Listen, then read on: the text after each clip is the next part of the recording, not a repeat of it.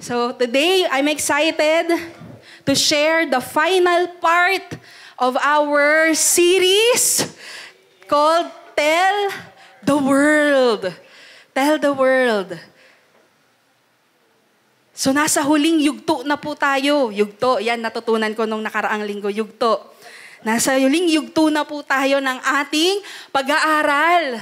At kung bago ka rito, kapatid, you can catch up with our whole series. 6 na parte po ito, 6 na yugto ng ating pinag-aaralan patungkol sa pagpapahayag ng magandang balita sa mundo. At lahat po tayo, whether bago ka or hindi, kailangan natin ang ebanghelyo. Amen? We need to hear a good news. Sa lahat ng bali-balita talaga sa mundo, hindi na natapos ang di ba? Sa balita, pag nagbukas ka ng TV, babatiin ka nila, good evening. Pero hindi good yung ibabalita nila sa'yo. Isang lalaki, patay. Isang bahay, nasunog. Di ba parang, ang ganda ng bati, pero yung pala, laman ng balita nila, puro bad news. So with all the bad news that we are hearing, especially papalapit po ang Pasko, we need to hear a good news that will give us hope, hindi lang tuwing Kapaskuhan, kung hindi sa araw-araw natin. Amen? Sabi mo sa katabi mo, ready ka na bang makinig ngayon? Nasa last part na po tayo ng ating pag-aaral ng ating series called Tell the World. At ito po ay pinamagatang Part of the Mission. Part of the mission. Ibig sabihin, kabahagi ka sa misyon ng Panginoon. Sabi mo sa katabi mo, kabahagi ka, kapatid. Kabahagi Kabahagi.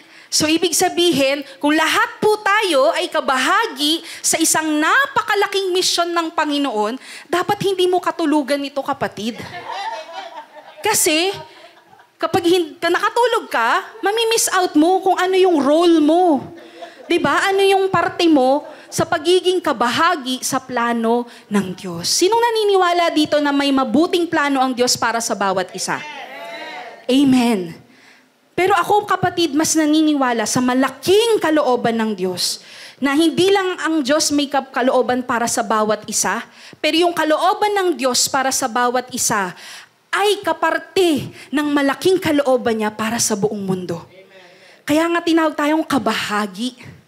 Ibig sabihin, hindi lang po tayo nabubuhay para lang matamasa ang pagpapala ng Panginoon ng personal, kung hindi may paggagamitan niyang mga kaloob ng Panginoon sa buhay mo para sa ikabubuti ng ibang tao. Yan ang malaking plano ng Diyos. Balikan natin yung series passage natin in Luke 24:45-48 para ma-refresh tayo at yung mga bago ay makasabay sa ating pag-aaral. Sabi po dito sa salita ng Diyos mula sa libro ni Lucas sa kabanata 24. Basahin natin ng sabay-sabay. 1, 2, 3, read. Then he opened their minds so they could understand the scriptures. He told them, "This is what is written.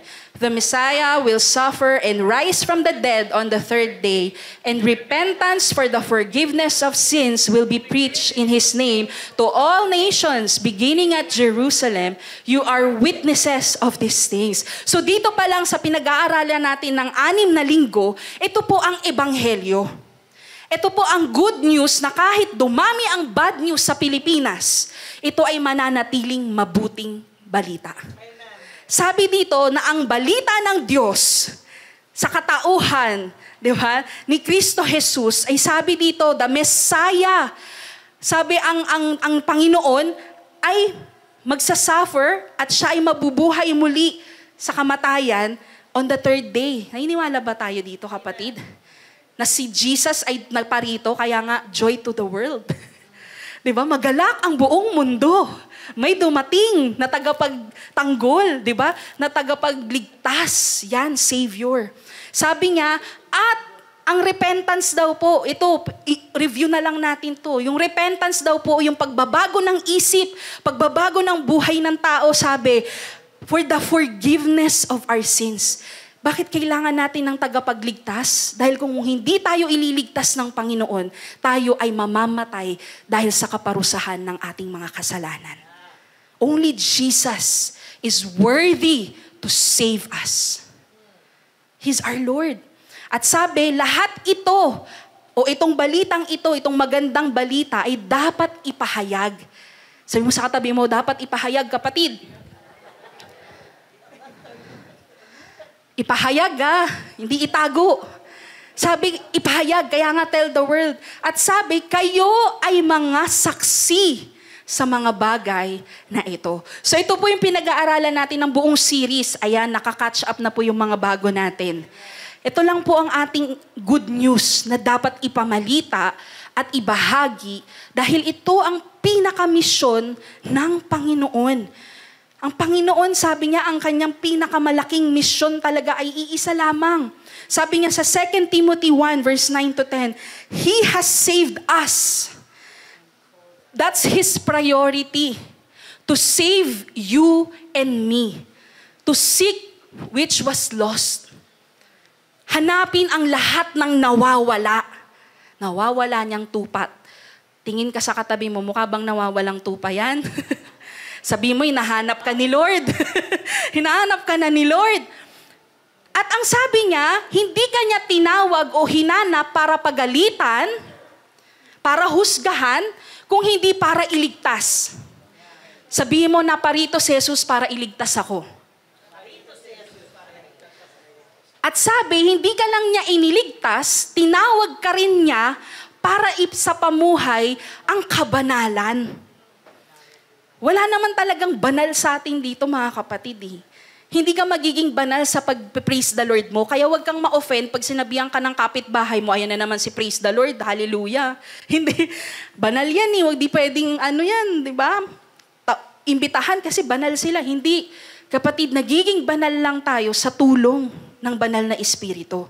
Siya lang ang banal At sabi, kaya nga di ba pinag-aralan natin, the power of a changed life.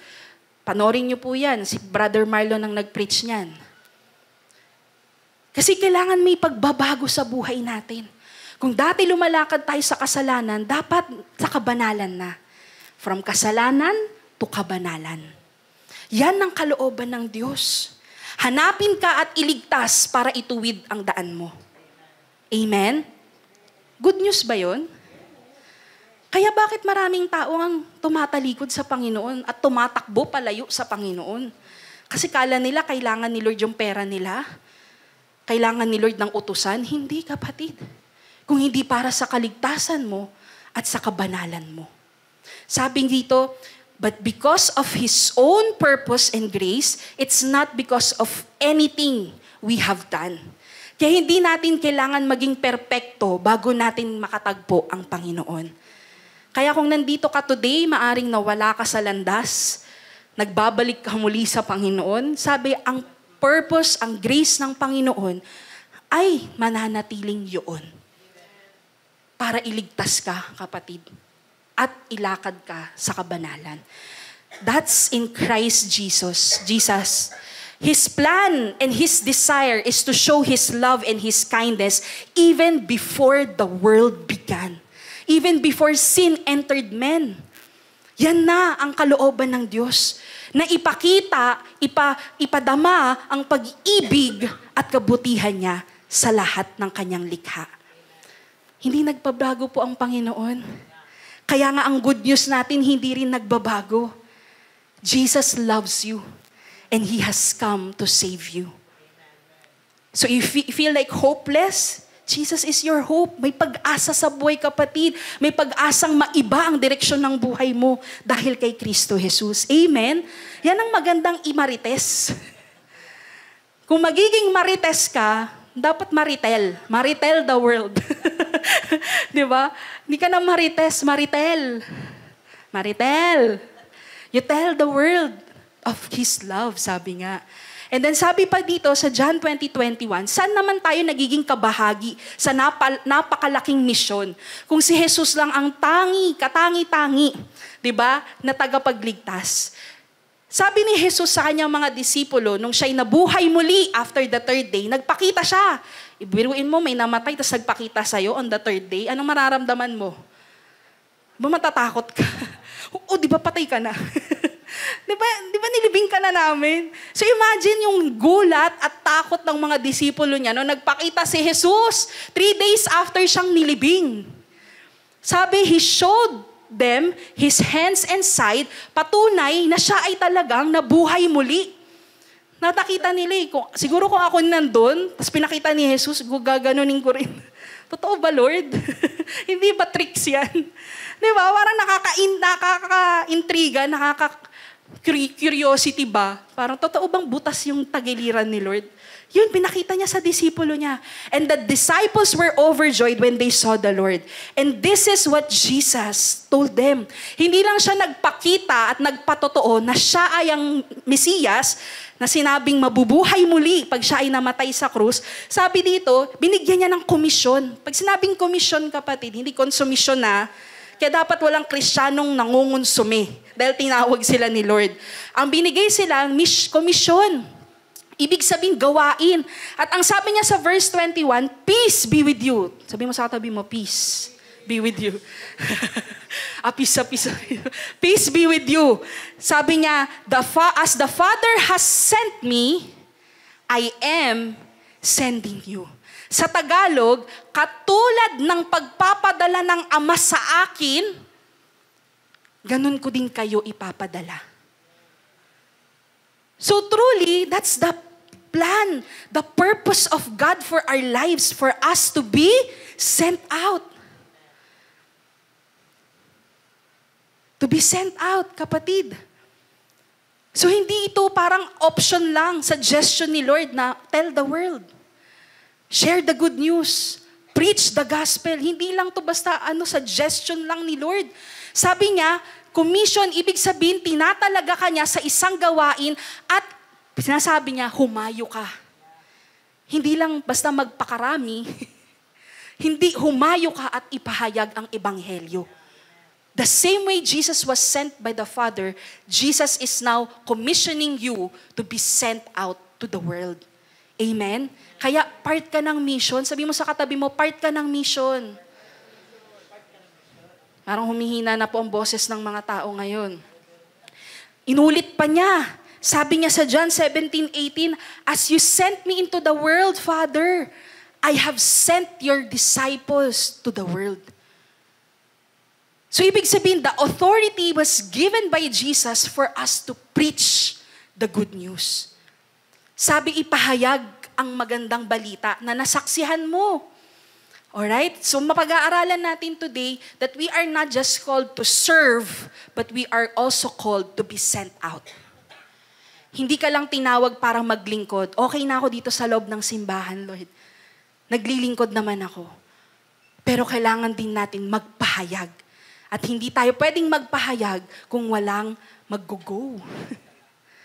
Walang lalabas. Amen? So tanongin mo yung katabi mo para magising. Ready ka na bang lumabas? Wag mo na ngayon. Wag mo na ngayon, di pa tayo tapos ha. Nag-aaral pa tayo. Mamaya na kayo lumabas. Alright? Pero kailangan ready tayo to be sent out to the world. Our God is a missionary God. Kung meron tayong tutularang misyonaryo, yan ay ang Diyos. Because He Himself, He preached His name. Diba? Siya mismo, ipinahayag niya kung sino ang Diyos. Siya mismo ang nagpamalita to redeem all of His creation. That is His purpose. And evangelism is God's business. Pag sinabing evangelism, kapatid, this is the act of sharing the good news. At lahat po tayo dito, kabahagi, say the word kabahagi. Kabahagi ng pagpapalaganap ng mabuting balita. We are missionaries, we are messengers with a message from the Lord. That's our mission, mga kapatid. Sabi dito, we are made for a mission. You and I were made for a mission.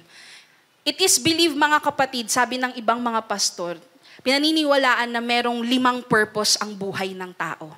Ikaw ba alam mo ang purpose ng buhay mo? Dahil kinilikha tayo ng Diyos, nilagyan niya ng layunin o pakay ang buhay mo, kapatid.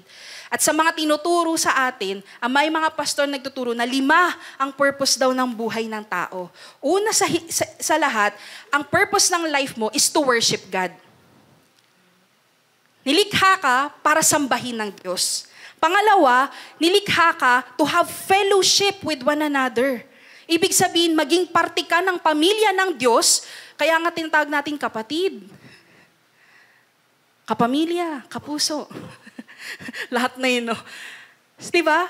Kasi ibig sabihin, tinawag ka para magkaroon ng relasyon sa ibang tao. Amen? Pangatlo, sabi, the purpose of your life is to become more like Christ. Maging kawangis mo ang Panginoong Hesukristo. Kaya nga sabi, He has saved us and called us to a holy life. The life that Christ lived. Maging kamukha natin si Kristo. Pang-apat, sabi, to serve the Lord. Yan ang layunin ng buhay mo, pakay ng buhay mo, kapatid. Not just to worship God, not just to have fellowship with one another, not just to become more like Christ, but to serve the Lord. Kaya nga may mga ministries tayo dito sa simbahan para magamit yung ability mo. But the 5th mission, mga kapatid, of our existence, or purpose of our existence, is to evangelize. The first 4, we will do that until we get to heaven. Pagdating mo ng langit, kapatid, you will worship God, you will still have fellowship with one another, you will become like Christ, more image of Christ. And then until then, magsiserve ka sa Panginoon.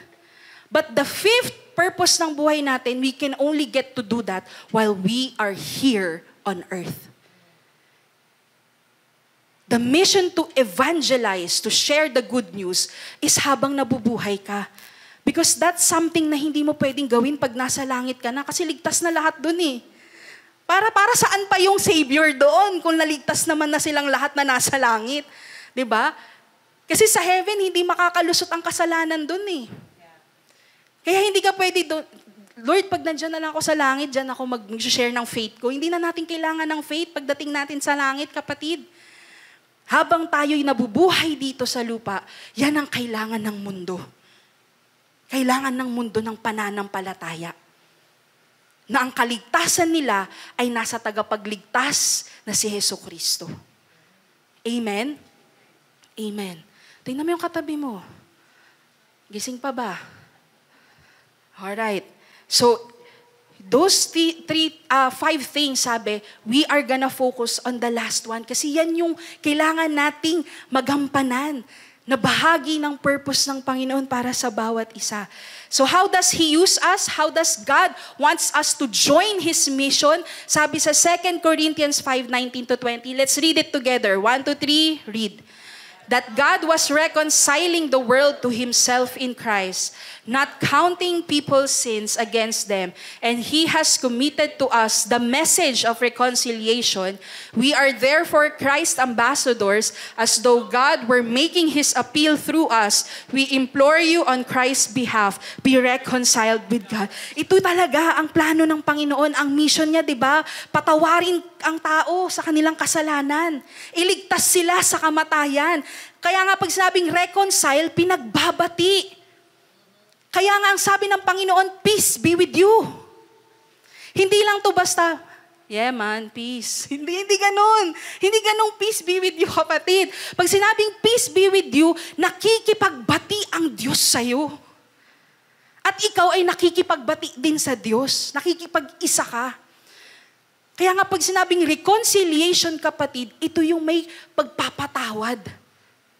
It's the great exchange gift. Ito yung napaka-biblical na exchange gift, kapatid. Kasalanan mo para sa kapatawaran. Akin na yung kasalanan mo, sabi ni Jesus, ibibigay ko naman sa iyo ang kapatawaran. That's the idea of reconciliation. Kaya nga may peace ka. Pag sinabing peace, hindi ka matatakot harapin ng Diyos kasi pinatawad ka ng Panginoon. Hindi ka mahihiyang tumawag sa Kanya, Ama, Ama, kasi dahil niligtas ka niya, ginawa ka niyang anak niya. Hindi ka na mahihiya dahil sa mga nakaraan mo, sa mga pagkukulang mo. God knows. The disciples na pinakitaan niya, di ba, na sinend out niya, these are people with flaws and weaknesses. Jesus knew all about them. And yet God says, I will still send you out. So hindi natatakot ang Diyos sa kahinaan mo, sa kasalanan mo, sa kakulangan mo. Kaya nga ang sabi nila, we implore you. Pag sinabing implore, nagmamakaawa ako sa iyo para sa kapakanan ni Kristo, be reconciled to God. Ibig sabihin, makipag-ayos ka sa Diyos. Tanggapin mo yung kapatawaran niya, kapatid. Yung kaligtasan mula sa Kanya. And because of that peace, now you get to be an ambassador of the kingdom. Alam niyo ba yung term na ambassador? Sabi dito we are therefore Christ's ambassadors. Pag sinabing ambassador, representative ka ng langit. Representative ka ni Lord. Sabi niya na dahil sa'yo, sa pamamagitan mo, pwedeng mag-appeal ang Diyos sa tao. Sabi niya, ayan making His appeal through us. So that's the part of yan ang part natin sa mission, kapatid. To just represent Jesus and say, you know what? Jesus loves you and He has come to save you. And if you have faith and believe in Him, you will be saved. You will be forgiven. You will be changed. Yan ang appeal ni Kristo Diba? When we encounter God, yan ang niya Nagpakita siya bilang tagapagligtas mo. There's hope in your life. I'll turn it around. Just accept me in your life. That's His appeal. So through us, we are making an appeal for Christ as an ambassador. Kaya hindi naman everyday nakakurbata ka, no? Pag tinanong ka ng katrabaho mo, sis, ba't ka nakasuit and tie? Bro, ba't ka nakasuit and tie? Ambassador ako ni Christ. Hindi naman ganong ambassador, kapatid. Kaya nga itinuro natin sa series na to, di ba? The power of a changed life. How you can be a good neighbor. How can you love your neighbor? How can we be a church? Kasi through our actions, through our life, our lifestyle, through our words, nagiging representative tayo ni Kristo. Kaya kailangan nakikita sa buhay natin yung gospel. Naintindihan, mga kapatid? Kaya nga ang pagmamakaawa ni Paul, sabi niya, nagmamakaawa kami, be reconciled to God. So ngayon, kung may iba ka pang pinupursu sa buhay mo, hating-hati pa rin ang puso mo, ang isip mo, inaawit natin kanina, karapat-dapat ka, O Diyos, sa handog kong buhay. This alabaster jar is all I have of worth. You know what alabaster jar represents? Our brokenness, our life. The imperfect life. If this is all we have, we give it all to God. Pero most of us, distracted pa din ng mundo. Kaya we do not get to share in the mission. We do not take part in the mission kasi iba-iba pa rin ang ating sinusundan. But this is what God is telling us. Be reconciled now with God. So that through your reconciliation, you can pass the message of reconciliation to others. Now you can tell the world. Amen? So mamaya pag-aawitin natin yung kantang yon, let it be your declaration, your surrender and commitment to God for 2025. Or even bago magtapos itong taon na to, kapatid, ilang linggo na lang ang naiiwan sa taong 2024. Kailan pa natin i-commit ang buhay natin sa Panginoon? So, be reconciled to God. Sabi mo sa katabi mo, be reconciled to God. Sabi pa ni Paul dito, Christ did not baptize me or did not send me to baptize, but to preach the gospel. So, hindi lang tayo basta sa programa, pinapagawa ng Panginoon kung hindi magpahayag ng magandang balita. Again, sabi, for the message of the cross is foolishness to those who are perishing, but to those who are being saved, it is the power of God. The message that you will carry as a missionary of God is the power of God to save. Kaya hindi ine-expect ng Panginoon na ikaw ang magbago sa katabi mo, kapatid. Hindi na-expect ng Panginoon na ikaw ang magbago sa kapamilya mo, sa asawa mo. Sige naman na, ilang lay hands na to, magbago ka na. Hindi, kapatid. It's God's mission. It's God's mission to change a person's heart. He's the one who's gonna make an appeal to the person and say, encounter me. Know me. Know my plans for you. Ikaw, mensahero ka lang. Taga-bit-bit ka lang ng message ni Lord. Taga-bit-bit ka lang ni Lord. Yan po ang ambassador. Kung ano yung pakay ng country mo, yun lang ang dinadala mo. Kaya wala tayong ibang mensaheng dadalhin. Everyone can be a witness, kapatid. You have a story of your encounter with God, maaari. Kung paano mo nakilala ang Panginoon bilang tagapagligtas. Only you can tell that story to someone. I cannot tell Pastora Gina's testimony to other people. She can tell that herself. The same way na kayo din, mga kapatid, kung paano binago ng Panginoon ang buhay nyo, only you can share that story to others. Kaya everyone can be a witness, whether you're a new believer or matagal ka na sa ministry. We are all part of the mission. Amen? Tingnan mo yung katabi mo sa likod. Ayan. Kalikod naman. Ayan, nai-stretching na kayo mga kapatid, likod naman. So we have been given a task to preach the gospel just like Paul, and that's part of God's purpose for our lives. This is the ultimate success. If we're gonna aim for success, kapatid, let it be not the worldly success. Paul described it very well in Acts 20:24. Sabi, my life is worth nothing. Walang silbi ang buhay ko kung hindi ito magamit para tapusin ang trabahong itinalaga sa akin ng Diyos. Ni Kristo Jesus, sabi, that the work of what? Anong work to? The work of what? The work of telling others the good news about the wonderful grace of God. And that message never changes. Hindi nagbabago yan kahit magpalit-palit ang henerasyon, kapatid. The good news is still a good news, even 10 years after this. At sabi ni Paul, this is my success.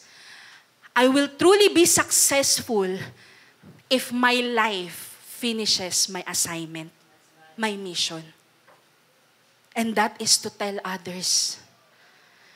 So I pray, ngayon pa lang nakakatch nyo yung burden to really have the heart to share the good news about the wonderful grace of God. Colossians 1:25, see how Paul, a person who is imperfect, a person who was once a sinner, who lived in darkness, kung paano siya ginamit ng Panginoon at paano niya binigay na handog ang sarili niya. Sabi, I have become its servant. Sabi niya, naging, ano ba servant sa Tagalog? Hindi po alalay. Manlilingkod. Diba? Pag sabi kasing servants, yes sir. Kaya sila servant. Hindi, joke lang. Yes sir. Kaya pala tinawag na servant kasi yes sir lang sila ng yes sir. Diba? Sabi niya, ako'y isang abang lingkod by the commission God gave me to present you the word. Ito yung pinag-uusapan nating commission, kapatid, na trabaho. Sabi, maging talagang manlilingkod tayo na nagpapahayag ng salita ng Diyos. Amen? Our final purpose is to proclaim the good news. So, Pastora, where am I supposed to share the good news? Paano natin ibabahagi ito? Acts 1:8, sabi, our mission is to make Jesus known. Yan lang ang pwede nating itrabahuhin habang nandito tayo sa lupa. Ipakilala si Kristo. Hindi ang simbahan natin, hindi ang ministry natin, hindi ang pastor natin, kung hindi si Jesus na siyang tagapagligtas. At sinabi sa Acts 1:8, you will receive power when the Holy Spirit comes on you, and you will be my witnesses in Jerusalem, in Judea and Samaria, and to the ends of the earth. Saan mo pwedeng gawin ang mission na to? Sinabi na sa Acts 1:8, kapatid. Sabi, you will be witnesses in Jerusalem, in all Judea and Samaria, and to the ends of the earth. So hihimay-himayin natin yan, kapatid. First one, where you can share the good news, papracticein nyo to, mga kapatid, yung mission na to. Hindi agad to yung preacher ka ng global ministries. Hindi agad ganun, kaya huwag kayong ma-intimidate. Isa-isahin natin yung instruction sa Acts 1:8. Magiging witness ka, pag sinabing witness, sasabihin mo lang yung nasaksihan mo. Tama? So ang tanong, paano mo nasaksihan ang kabutihan ng Diyos sa buhay mo? Paano mo nasaksihan kung paano ka naligtas ng Panginoon sa kasalanan mo? Paano binago ng Panginoon ang buhay mo? Yan lang ang ipapahayag mong patotoo, kapatid. Sabi, una kang magwi-witness with those in your world. Sabi, in Jerusalem. At that time, the disciples were in Jerusalem. They were being commissioned to preach the good news in their community. The closest people around them. Kaya nga, love your neighbor eh. Your neighbor is the person close to you. Sabi, I must share with those in my world. Luke 8:39, tignan niyo po ang instruction ng Panginoon. Sa lahat ng mga pinagaling niya, it's the same thing. This is one example. This is a person who encountered Jesus and received his healing. Ang sabi niya, return home. Hindi niya sinabi, return to Japan. Hindi. Sabi niya, umuwi ka sa bahay niyo. And what does he needed to do? Sabi, tell how much God has done for you. If I'm gonna ask you today, have you witness what God has done for you? May na-encounter kayong kabutihan ng Diyos? Then go home and tell them what God has done for you. That's how we share the good news. Hindi mo kailangan maging theologian, kapatid. Gaya ni Brother Pen, no? Kabisado niya eh. Pero hindi, kapatid. Sabi lang, ang nasaksihan mo, return home and just tell them what God has done for you. Pinagaling ka, tell them, God is my healer. Nagmilagrong Panginoon sa buhay mo, God is my miracle worker. Nag-provide si Lord sa'yo, God is my provider. Pwede ka, kapatid, umasa sa Panginoon. Naka-receive ka ng favor, God is my Father. He favored me. You can just tell them what God has done for you. Sabi, so the man went away and told all over town how much Jesus had done for him. So start with the people close to you. Your family, your friends, yung mga nakikita mo from Monday to Friday. Kahit hindi kayo close. Pero dahil kapitbahay mo siya yung malapit sa'yo in the physical, tell them about what God has done for you. Sabi pa sa 1 Peter 3:15, you must worship Christ as Lord of your life. If you consider Christ as your Lord, sabi, regard Him as the Lord of your life. If someone asks you about your hope as a believer, always be ready to explain it. Sabi kong ang buhay mo, ang Panginoon niyan ay si Kristo, lumalakad ka kasama ni Kristo. At pag nakita ng mga tao ang pagkakaiba mo sa mundo na hindi lumalakad kay kasama ni Kristo, kapatid, tatanungin kita, bakit ganyan ang buhay mo? Na kahit punong-puno ng problema, nakangiti ka pa din. Na kahit may pinagdadaanan ka, patuloy ka pa rin nananampalataya. Sabi, be ready to explain it. Your hope as a believer and our hope as a believer is Jesus. Jesus is our only hope. So kapatid, pag uwi nyo sa bahay, be ready to explain. Bakit ka kasi nagsisimba? Bakit kasi kailangan mo gumising ng umaga, nagmamadali ka pa, baka malate ka sa service? Because this is what Jesus has done for me. Sabihin mo rin sa mga kapitbahay mo, pag nakikita ka nila, may Bible ka pang dala. Saan ba pupunta kasi? Tell them what God has done for you. Bakit ka nagsisimba? Bakit ka naglilingkod? Bakit mo inilalaan ng oras mo sa gawain ng Diyos? Because God has been good to me. Tell them. Tell the world. According to one survey, kapatid, sabi nila, chinek nila ang attendance ng isang church at sinurvey nila kung saan nagmula yung mga invites nila, kung paano nakarating yung mga attendance nila doon sa kanilang service. Sabi, 1%, nadaanan lang nila, may simbahan, kaya pumasok sila. Sabi, 5%, during mission outreach, di ba? Papakain ka sa labas, mamimigay ka ng gamot, tas dan may mai-invite ka, madadala mo sa simbahan. Sa church programs, yan, may mga events, presentations, invite mo sila dito sa church, nananatili sila. 10% through pastoral staff, mga visitation ng mga pastor. Pero tignan nyo yung pinakamalaking porsyento ng mga tao na pumupuno sa isang simbahan. If you ask them, because they were invited by their family or their friends. That's how important it is to love our neighbor. Because the closest people, walang ibang gagamitin si Lord na invite yan kung hindi ikaw, na kaibigan nila, kakilala nila, kapamilya nila. So when you go home today, be ready to explain why you're coming to church. Tell them what God has done for your life. Amen? The second thing, you do not just share to your world, sa community mo, sa Jerusalem. Pero sabi sa Acts 1:8, you will be also witnesses in all Judea and Samaria. So ibig sabihin sa ibang country na. Lumabas na siya ng Jerusalem.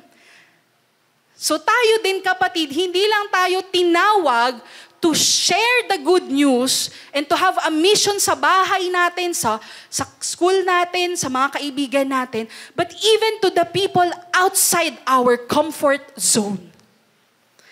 May nakikita ba kayo sa mga workplace nyo na hindi nyo trip yung interest nila? Ayoko yan, sama ng ugali. Ayoko kausapin.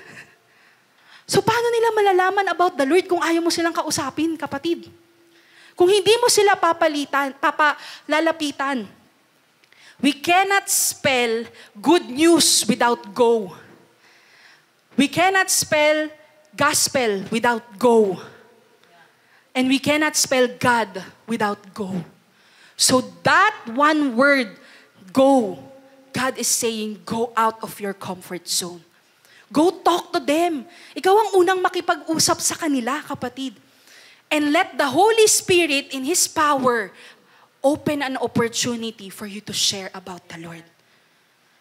If all of the people in the world needs a Savior, kapatid, dapat ang mindset natin, maaring ito lost to.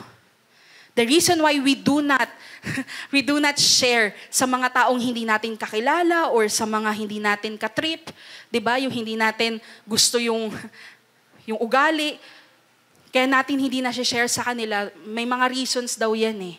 Maaring isa is because you are afraid to be rejected. Pangalawa, you don't know what to say. Pangatlo, you don't think that they're lost. Parang hindi mo iniisip na kailangan nila si Jesus.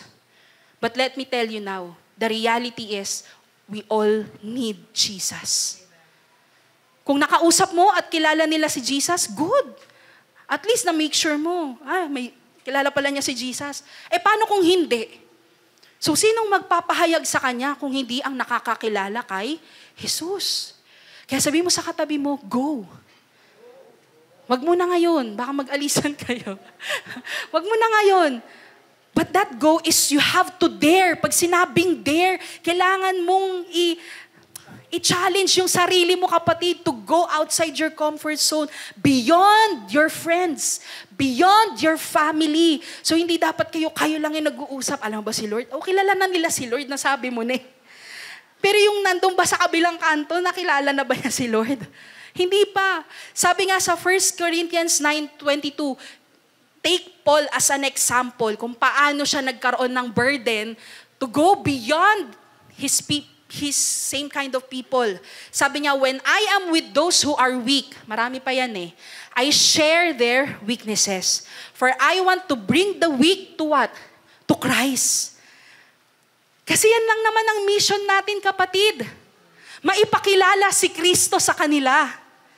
Madala natin sila kay Kristo. Kaya nga sabi dito, yes, I try to find common ground with everyone.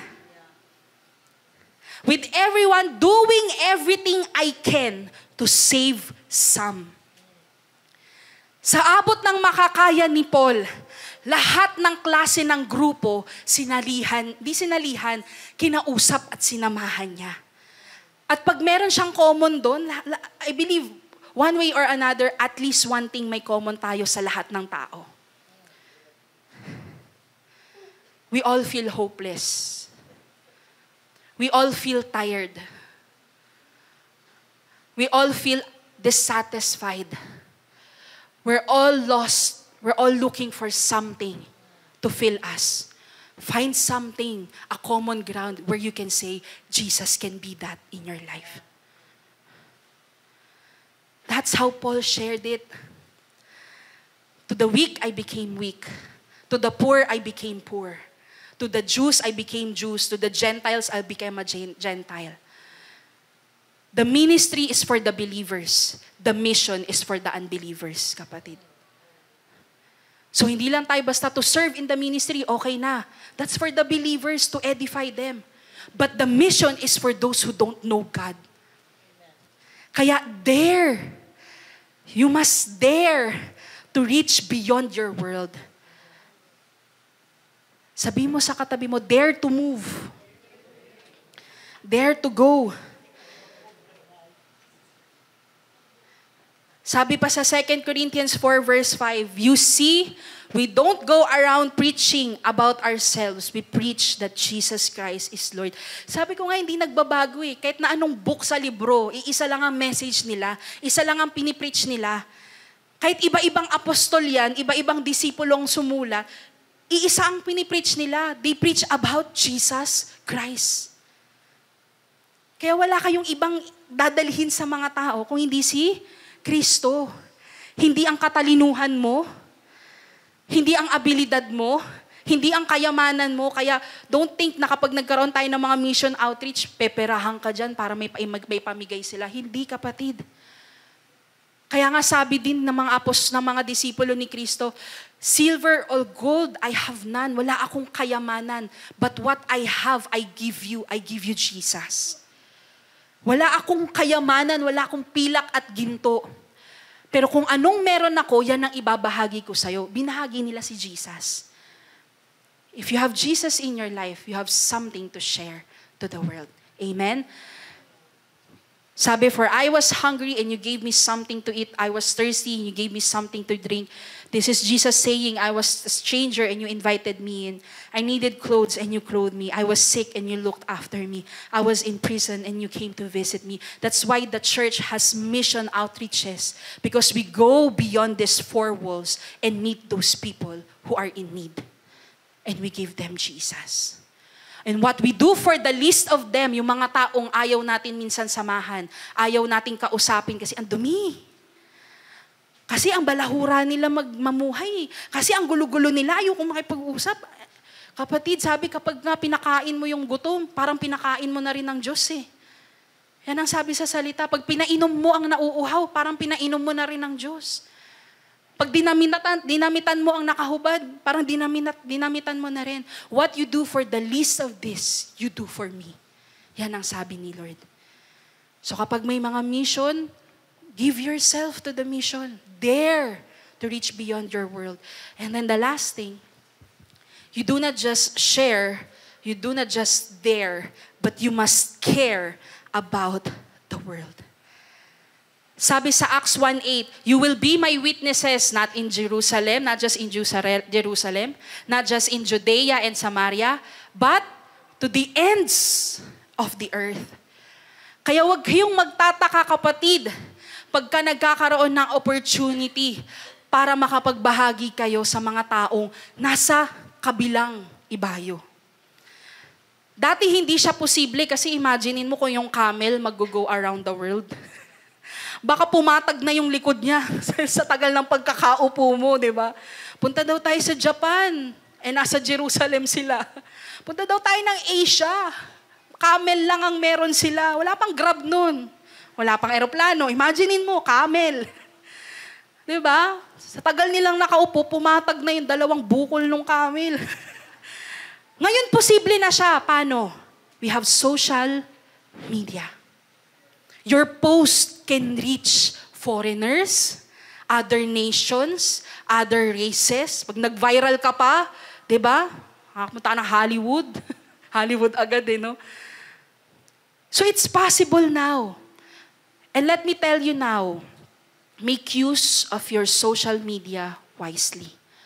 Pag tinanong ko ba kayo, young people, is what you're posting worth telling to others? Is the meme that you're sharing that you think it's funny will save those who will see it? Now it is possible to care for the rest of the world. Especially kapatid, maaring sa ibang bansa, ibang nayon, ibang nation, they don't have a Bible but they have Facebook. You can share the Word of God through Facebook.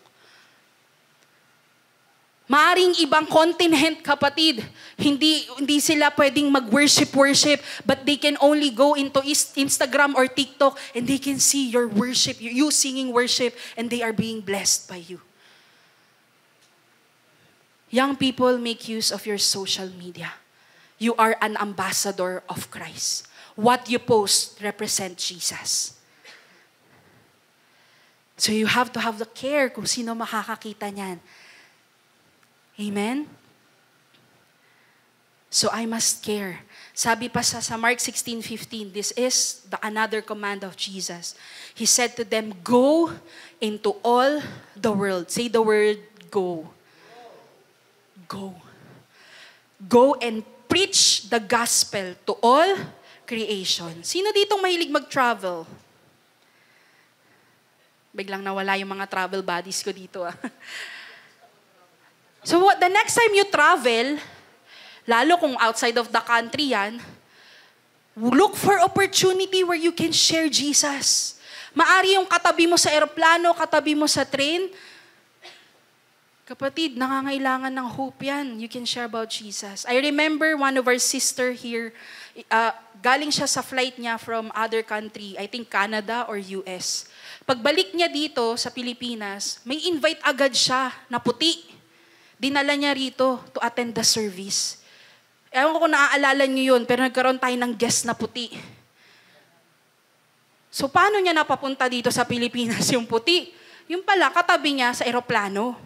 At dahil nag-uusap sila, wala daw mapuntahang accommodation yung babaeng puti, pinatuloy niya sa bahay. Binasa natin kanina, di ba? If you give me shelter, if you give shelter to those who are unsheltered, it's as if pinatuloy mo ko sa bahay mo. Yan ang sabi ng Diyos. And through that, nagkaroon ng opportunity yung bisita to know. Struggle lang kasi nosebleed tayo dito nung time na yun. Pero hindi imposible, tama? You just have, sabi nga, the same burden as Paul. That with all I can, I will try to save some for the sake of Jesus. Amen? Kaya dapat tayong mga Kristiyano, tayo ang pinakamasipag magpuno ng tahanan ng Diyos. Tayong pinakamasipag na mag-invite. Kasi tayo ang nakakasaksi kay Jesus sa buhay natin. Tayo ang nakakaalam ng kabutihan ng Diyos. Tayo ang nakakaranas ng grasya ng Panginoon. So God will not use anyone to be part of His mission but His sons and daughters. Those who are part of His church. Kaya nga we are the church. Kailangan kumikilos tayo bilang simbahan. My prayer is this. This is God's prayer. Kung sinasabi natin, Lord, dumating ka na para maialis mo na ako dito sa mundo. Ang gulo-gulo na. Kapatid, you are in the right place. Why? Because even Jesus prayed this to His disciples. I pray that you will not take them out of the world. But that you protect them, sabi niya, from the evil one, as you sent me into the world, I have sent them into the world. That's God's purpose for your life. To not just save you from discomfort, to not just save you from suffering, kapatid, para hindi ka nahihirapan. Pero sabi dito, that God is praying for your protection because kailangan ka sa mundo. Because God is sending you to do His mission on His behalf. We are part of God's mission in the world. The challenge is this, kapatid. Here's our challenge. Here's to know if you have completed the mission of God or not. Are you still alive? Tingnan mo yung katabi mo kung alive pa. Hindi na nag-amen. If you are still alive, then the mission of God is not yet finished in your life. Sabi dito, if you have life within you, you can have 4 possible responses. May 4 na response ka lang. Kung buhay ka pa, may 4 kang pwedeng isagot sa Panginoon sa pagkakabigay ng assignment sa'yo. You can be like Moses and say, who? Me? Nagsastutter pa yan ha. Nag-uutal-utal pa si Moses niyan. Who? Me? Di ba dami pa? Pero kapatid, tinanong yan ni Moses, ako po talaga, kasi yun nga mahinang nilalang lang ako, Lord. Wala akong chakrang ganong karami. Mahinang nilalang ako, Lord. Nagsastutter pa ako. Ako yung gagamitin mo to lead the Israelites out of Egypt. Who? Me?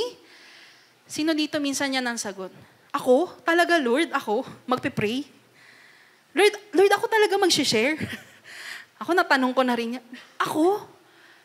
There's another response. You can be like Jonah and say, hindi ako Alam niyo yung story ni Jonah? Halos, hindi nahahalos, nilamon talaga siya ng isda, makatago lang kay Lord kasi ayaw niya. Hindi ako, Lord, hindi talaga ako magpipray. Hindi ako magsiserve today. Lord, hindi talaga ako magbi-mission today. Mainit! Not me, Lord. Sensitive yung skin ko, Lord, not me. And sometimes we make excuses pa nga Busy ako. Not me, Lord. Not today. Tingnan mo kung mukhang Jonah yung katabi mo. Hindi. So you can be Moses who says, who me? You can be Jonah and says, not me. You can also be like Habakkuk. Pag binasa mo ang libro ni Habakkuk, puro naman tanong, bakit, Lord? Bakit nangyayari sa akin to? Bakit ako na lang lagi? Why me? Alam mo dyan, kinuha sa Habakkuk yung tanong, why do bad things happen to good people? Why? Why, Lord? Ba't lagi na lang ako? Nakakarinig ba kayo dyan sa church? Bakit ako na naman, Lord? Lord, ako na naman magpipreach sa Sunday, Lord. By the way, ako pa rin magpipreach sa Sunday. Bakit ako? Why me? But the last response, you can be like Isaiah and said, Lord, here I am. Send me. And we were singing that earlier. I didn't ask the worship to sing that. Pero here's the challenge. In the mission that God has revealed to us long before the world began, kapatid, what will be your response? Will you be like Moses? Will you be like Jonah? Will you be like Habakkuk? Or will you be like Isaiah and say, Lord, yes, andito ako, padala mo ko. Kahit saan yan, Lord, Jerusalem yan, Judea yan, Samaria yan, to the ends of the earth, here I am, send me, use me for your glory. Because at the end of it all, whatever we do, whatever we say, it's all for the glory of God.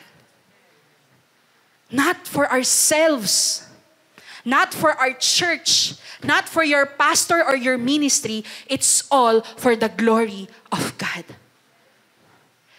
That's why here in our church, we align ourselves to the God-given vision and mission. Because when we do all those things na ini-instruct sa atin dito as we are being trained, as we are being discipled, as we are being raised as sons and daughters in the house, we carry the mission of God. And that's to bring glory to His name. So ang tanong, are you ready, kapatid, to take on the challenge? Are you ready to be like Isaiah? Taas ang kamay, who wants to be Isaiah? Who wants to be Jonah? As Isaiah said, if we care, we must dare to share Jesus. Make the most of every opportunity. Colossians 4 verse 5, be wise in the way you live and act towards outsiders. Make the most of every opportunity. Pag pumasok ka sa klase mo on Monday, hindi naman to maging perfect ka, kapatid. Kung hindi, paano makakaligtas ang buhay ko at mapakilala si Kristo sa kanila? Pero kung naririnig ka nilang nagmumura, kapatid, do you think they will believe Jesus in your life? No. Pagdating mo sa work mo on Monday, sinungitan ka ng katrabaho mo, what will be your response? Will your response be one that will reflect the grace of God? Will they get to see the grace of God in the way you answer to your boss? Eh di wag. Diba? Ganun mo sagutin yung boss mo, eh di wag. Di bala ka. O di quit na ako. O di resign. Kapatid, terminate agad yung mission mo. Sabi, be wise. Make the most of every opportunity. The last thing, be brave. Be bold. Here I am, Lord, send me. Kahit hindi mo pa alam kung saan ka padadala ng Panginoon, ang sinabi lang, maging matapang ka. Maging matapang ka.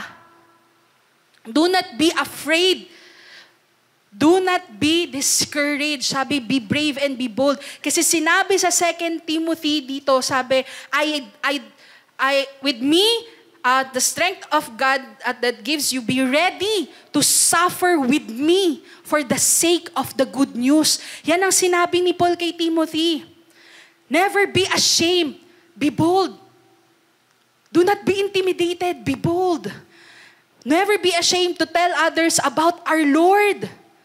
About our Lord. Don't be ashamed of me, sabi ni Paul, even though I'm in prison, with the strength that God gives you. The strength that God gives you, napakaganda ng pangako ng Panginoon. He will be with you to the ends of the earth.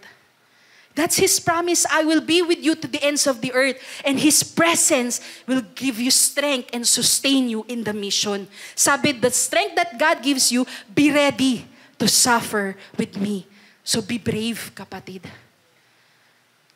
Sa ating pag-mission sa kaharian ng Diyos, dito sa lupa, makakaranas ka ng bawat persecution, challenge, hindrance, napipigilan ka maging ilaw. Maring sa workplace mo. 'Di ba? Sinisiraan ka para hindi ka na makapagpatuloy dyan. Sinisira yung imahe mo para hindi nila paniwalaan kung ano yung i-share mo sa kanila. Sa school mo, binubuli ka nila. Kapatid, that's part of the suffering so that when you endure it, they will see the strength that God has given you. And you can tell them about it because God is my strength. Be bold, be brave. Sabi mo sa katabi mo, be bold, be brave.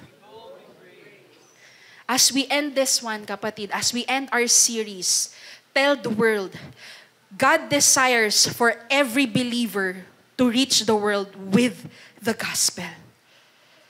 He desires that we would have an opportunity to hear the gospel. If you're new today and this is the first time you're hearing about the good news, God desires for you to hear it.